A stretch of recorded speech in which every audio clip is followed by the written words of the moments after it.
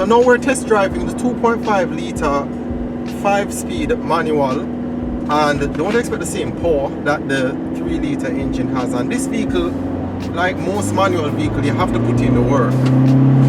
So you have to get accustomed to shifting the gear. And if you're somebody who already has a manual vehicle, then this shouldn't be any problem. Now somebody who is testing the automatic just passed us. Alright, from the get-go, there are certain little differences that you're going to see. There are no more digital knobs. All the knobs now are manual knobs in terms of the AC knobs that you have to change. The 2 cup holders at the front are no longer there. You only have a space where you can perhaps hold your cell phone, and there's only 1 cup holder that is in the center console armrest. A good thing about this vehicle is that if you're worried about driving manual and your clutch foot, the vehicle can stop and start back in second gear. So we're in second gear now. We come to a full stop, balance our clutch, and we can start off back in second gear, which is good, meaning that you don't have to constantly be gearing down, especially if you're in traffic. I know that's something that many persons who drive stick shift don't like. The suspension of the vehicle and the ride of the vehicle is the same that you're accustomed to from the 3 litre vehicle, so that won't change right there. My floor is out a little now. Oh, yeah.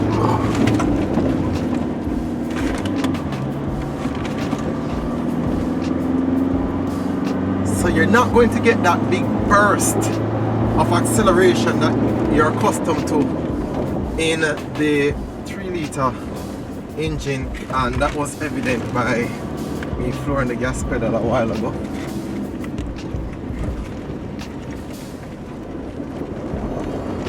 But you're going to get the same type of comfort and the same type of control that you're used to.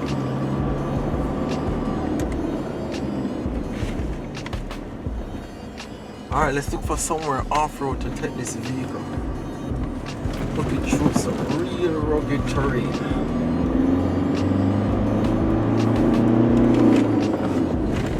Alright, the big difference with the 2.5 litre engine model, and this is a low-end spec, is that the gauges for the AC are all analogs. So whereas in the 3 litre vehicle the gauges, they were all digital. Now we're going to an off-road terrain, and when you're in the off-road terrain, Toyota has this thing where they put H2, H4, L4. It kind of seems cumbersome to me, but they give you a little panel, a little booklet, leaflet I should say, and it shows you what they mean.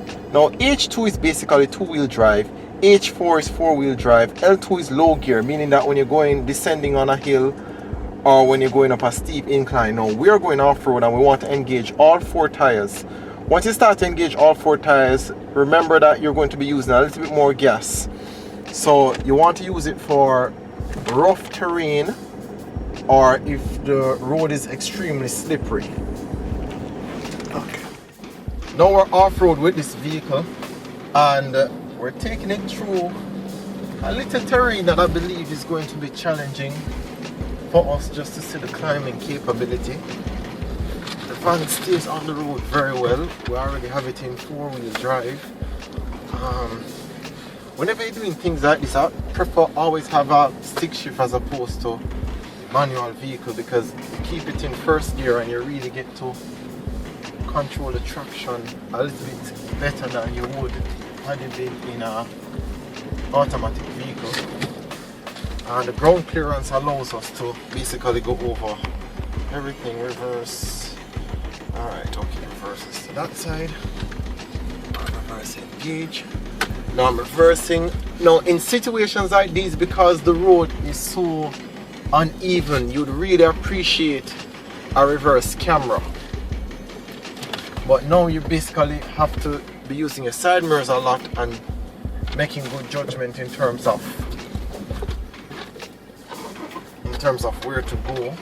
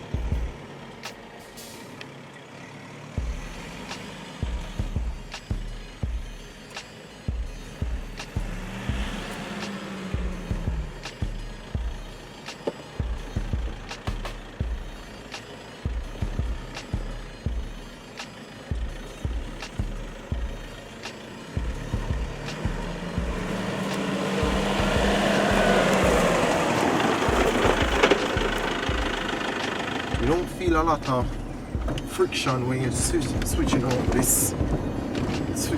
gears, and especially when you compare it to cars or vehicles of yesteryear when the gear shifts were very hard.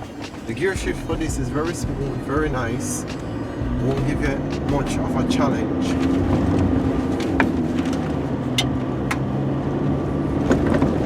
Now with this manual vehicle, basically you can adjust in terms of terrain very easily. I think the biggest compromise you're going to have to make is power. You won't get that power that you want in terms of to accelerate and just overtake with ease like the 3-liter engine, but you will get torque in terms of towing and maneuvering rough terrains, and that's where the plus comes in with this. So I guess you just really have to know what you want to buy. Toyota Jamaica told me that the high-end model is going to come with leather seats and a little touches, you know, for improvements here and there.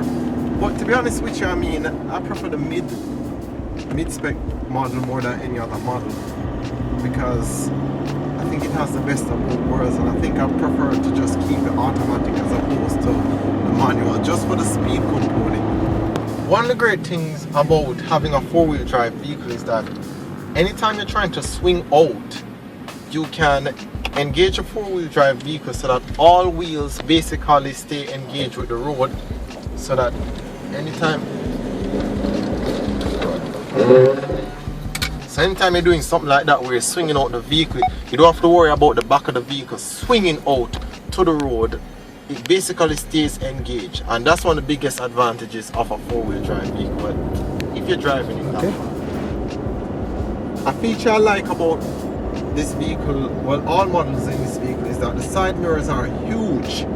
You'll get to see a whole lot of space with these side mirrors. So if you are somebody who have trouble reversing, it definitely will help you out. I think that when you have vehicles like these, the bigger the side mirrors are, the more you have in your view, so you can see whatever it is that's behind you, and this vehicle definitely helps out with that.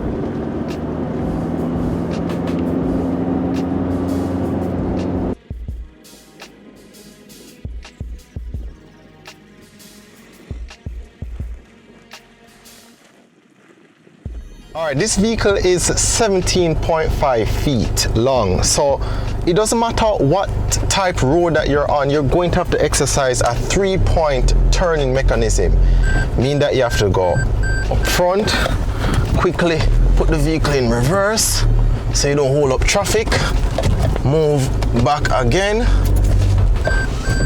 and then you're on your way.